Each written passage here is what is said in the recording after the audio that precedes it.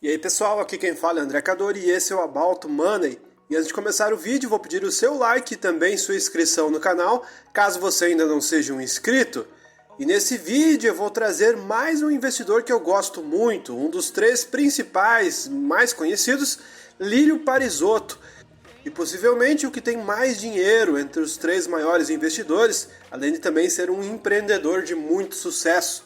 Nesse vídeo, assim como o vídeo anterior que eu falei das apostas de Luiz Alves Paes de Barros para a sua carteira, vou falar sobre as apostas de Lírio Parisotto, o investidor que costuma investir muito mais em empresas como bancos, elétricas e principalmente em commodities, onde boa parte da sua carteira está investida em commodities. Lembrando que nada nesse vídeo é uma recomendação de compra ou de venda, é apenas um vídeo de interesse informativo.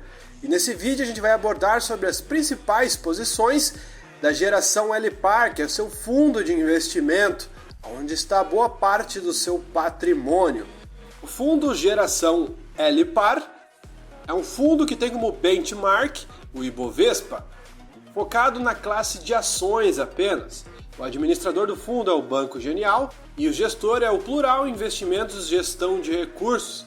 A data inicial dele é de 2007, ou seja, ele pegou logo muito perto do início da crise do subprime nos Estados Unidos. O fundo tem uma média de 20 cotistas. Atualmente tem 21 cotistas no fundo Geração LPAR, onde a maior parte do patrimônio é de Lírio Parisotto. A volatilidade média nos últimos 12 meses do fundo é bastante alta, 24% em média. O patrimônio líquido do fundo, pelo menos no mês de setembro, que é onde a gente consegue apurar, é de 3,96 bi. A rentabilidade nos últimos 12 meses é de menos 6%, porém se vermos a rentabilidade total, a gente pode ver aqui no gráfico, ele tem uma rentabilidade de aproximadamente 11.000%, 11.600% para ser mais preciso, em comparação com o Ibovespa, que no mesmo período subiu 105%. Ou seja, uma rentabilidade brutal. Mas como a gente pode perceber, boa parte do tempo o fundo andou de lado. A maior valorização de todas foi no início do fundo. Mas se a gente considerar todos os dividendos que foram pagos ao longo do tempo na geração LPAR, foram muitos e muitos dividendos, já que a maioria das empresas que ele tem são empresas que pagam muito dividendos, porque são empresas muito lucrativas com relação, se formos comparar com o mercado interno brasileiro, que ele tem pouca participação, são empresas com lucros muito mais altos, já que exportam e têm boa parte dos seus ganhos baseado no dólar.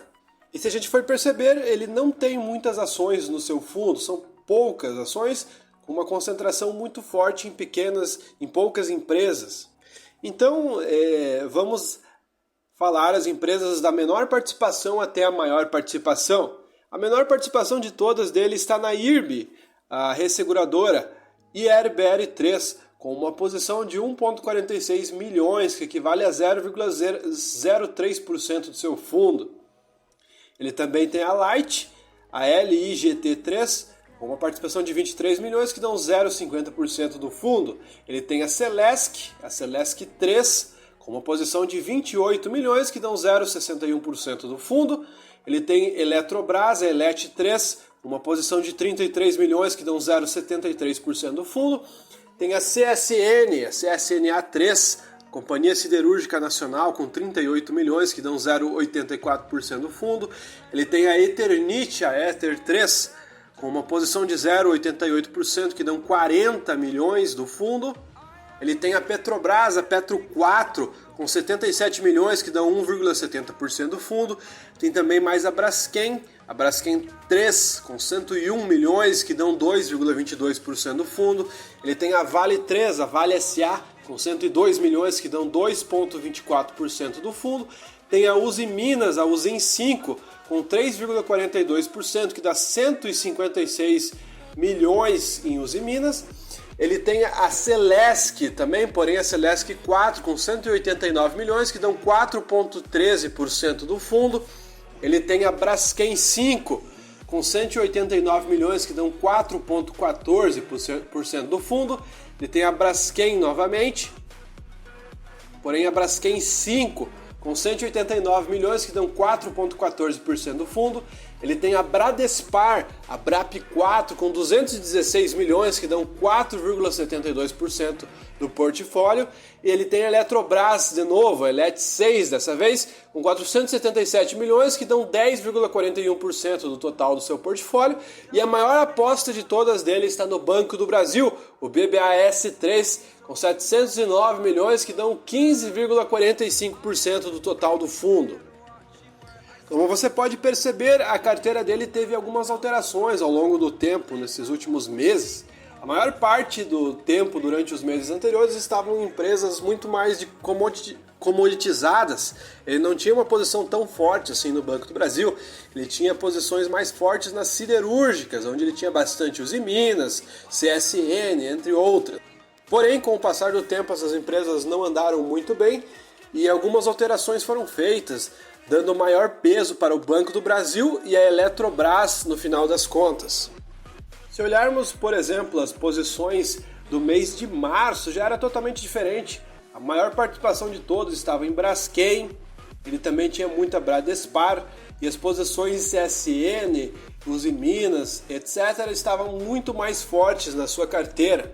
Agora, mais recentemente, no mês de setembro, que é onde a CVM permite que a gente analise o seu portfólio de ações, a gente percebe que tudo mudou. Não sei se por alterações ou vendas, ou pelo simplesmente movimento do mercado que fez com que as posições alterassem naturalmente devido ao valor de mercado que vai alterando ao longo do tempo. E entre as empresas curiosas que a gente pode analisar na carteira de Lírio Parisotto está a IRB. Seguramente ela foi investida juntamente com Luiz Barsi, já que eles são amigos pessoais.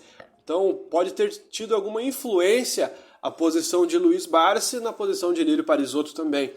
Porém, ele colocou mais dinheiro, não foi o 1,46 milhões que a gente falou que ele colocou muito mais.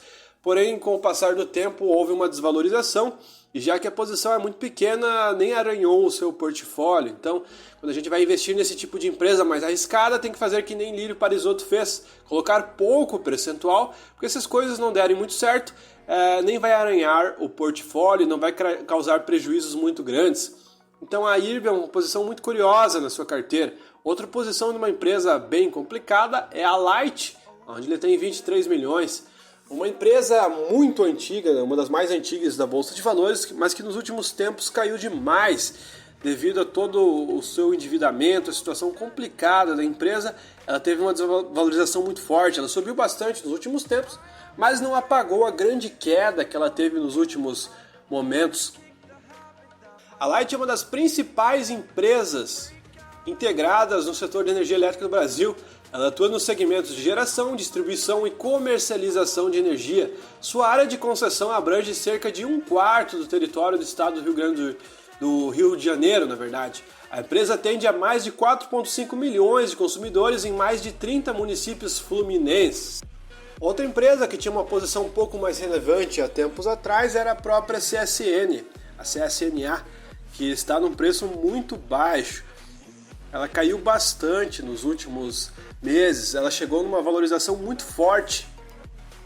Se a gente olhar com relação a 2020, ela custava R$ 6,25 em abril de 2020 e depois da pandemia ela teve uma alta impressionante de 614%. Ela já chegou num pico em 2021 de aproximadamente R$ 50 e agora tem uma queda muito forte, chegando a custar apenas R$ 10.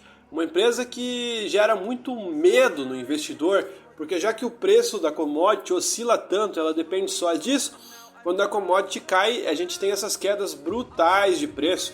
Então é uma empresa que a gente fica sempre com muito receio, muito medo de investir, mas que Lírio Parisotto sempre teve esse tipo de empresa na sua carteira e sempre soube lidar muito bem com essa volatilidade, administrando da melhor forma possível. Outra empresa muito polêmica, que muitas pessoas criticam e falam sobre, é a própria Petrobras, a Petro 4. Ele tem na sua carteira com uma participação de 1,70%.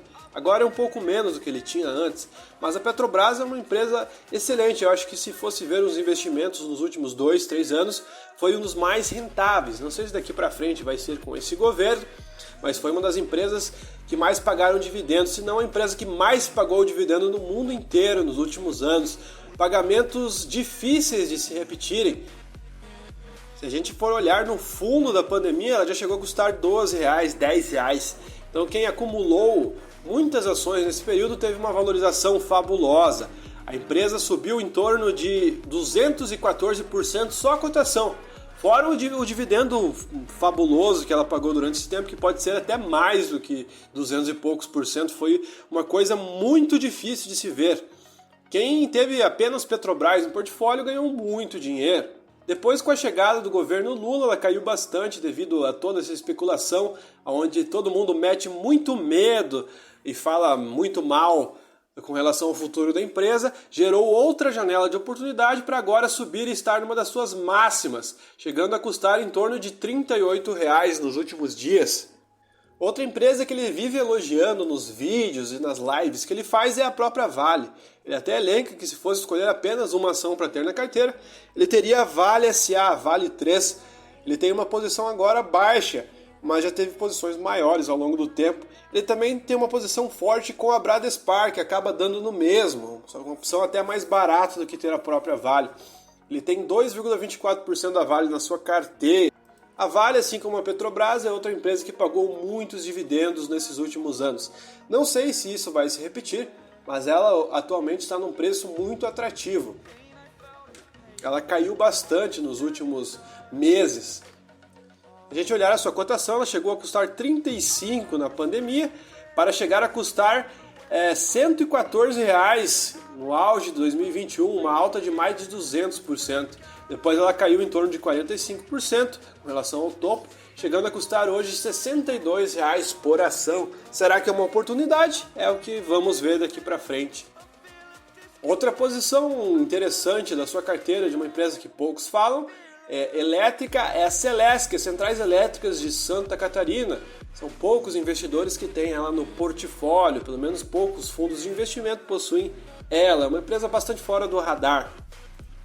A Celesc é uma empresa do setor elétrico e ela atua com destaque nas áreas de distribuição e geração de energia. Ela também possui negócios na distribuição de gás, transmissão de energia, água e saneamento, entre outros. Inicialmente a empresa funcionou apenas como um órgão de planejamento do sistema elétrico estadual, depois assumiu o papel de holding e começou a incorporar o patrimônio das antigas empresas regionais.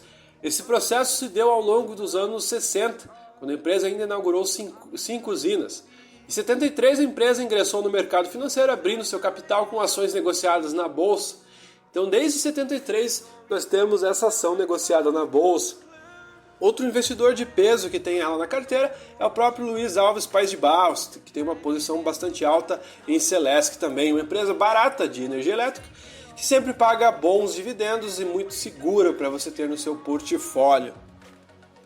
Lembrando que nada nesse vídeo é uma recomendação de compra ou de venda, é apenas um vídeo que eu estou informando as posições dos fundos.